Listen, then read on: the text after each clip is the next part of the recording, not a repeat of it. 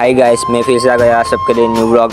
इस व्लॉग में मेरे घर के माता जी और हमारे बड़ौदा में कैसे विसर्जन होती है वो भी आप सबको दिखाएगा भाई। इस वीडियो को स्टार्ट करने से पहले सब्सक्राइब करना मत भूलना मेरे भाई।